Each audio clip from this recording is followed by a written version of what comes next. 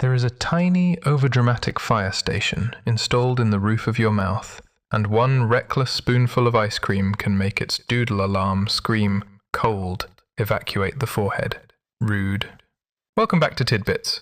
Today we are opening the sketchbook on that panic button, because brain freeze is not your brain turning into a popsicle. It is a harmless, very dramatic, wrong address pain signal from your mouth. And once you know where the alarm lives, you can quiet it before the forehead siren starts. The freeze begins on the roof of your mouth, especially toward the softer area near the back, where cold food can press itself like a chilly little stamp. Your brain is not sitting there with tiny cold receptors waiting to be frozen by a milkshake. The scoop never gets that far.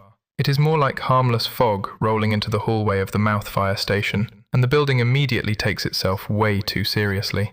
As that cold hits, tiny blood vessels near the palate can narrow.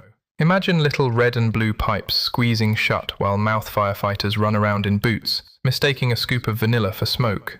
This is why a fast, slushy gulp, frozen lemonade through a straw, or one heroic bite you absolutely did not need, can trigger the headache faster than slowly licking the same cold treat. The alarm likes speed, very annoying design choice. But the weirdest part is where the pain shows up, because your forehead did not eat the ice cream. The messenger here is the trigeminal nerve, a big sensation line that handles feeling from the face, mouth, teeth, and forehead. In our tiny emergency system, it is the dispatcher with too much coffee. When the chilled palate warms again quickly, those squeezed vessels can expand fast, adding a sudden burst of signal. The dispatcher panics, slams the wrong button labeled forehead pain, and the poor neighborhood up front gets the siren.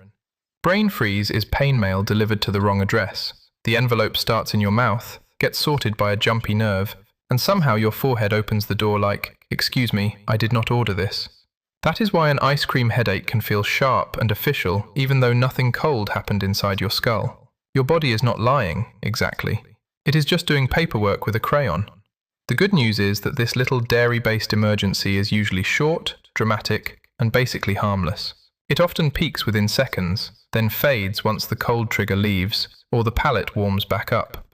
The official name is sphenopalatine ganglioneuralgia, which sounds like someone dropped a medical dictionary down the stairs and kept the noise. And to be fair to the alarm, quick pain signals are useful in real danger.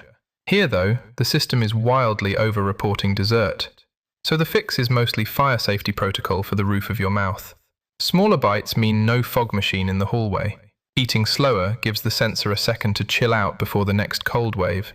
Pressing your tongue against your palate, or sipping something a little warmer, is basically putting a warm hand over the alarm until it stops shrieking.